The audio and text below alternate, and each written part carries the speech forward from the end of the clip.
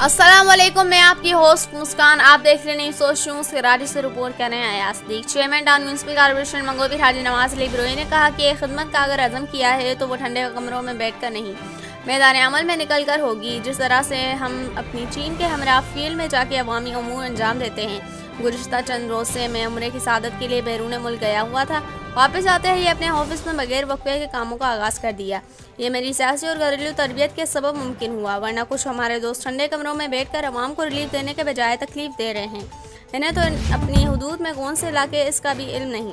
रमज़ान की बरकत से शायद वो अपनी सरगर्मियों को बेहतरी लाए। हमारी टाउन इंतज़ामिया ने जहां हर मैदान में नुमाया कारकर्दगी दिखाई है, तो ये कैसा मुमकिन है कि जो अपने इदारे की नई बिल्डिंग की तामीर करे तो इसमें जदीद तकाज़ों को मद्देनज़र नहीं रखा जाए। अल्हम्दुलिल्लाह हमने वो काम कर दिए हैं जो शायद किसी की सोच में भी नहीं होंगे। दुनियादारी एक तरफ, अल्लाह की रज़ा के लिए बहुत से इक़दाम कर रहे हैं। इन ख्यालात का इज़हार उन्होंने ऑफिस की तामीर होने वाली बिल्डिंग में मस्जिद का संग बुनियाद रखते हुए किया। Municipal commissioner Agha Khaliq, vice chairman Arif Rana, UC chairman Younus Mangal, engineer Afaq Alim और दीगर भी इस मौके पर मौजूद थे।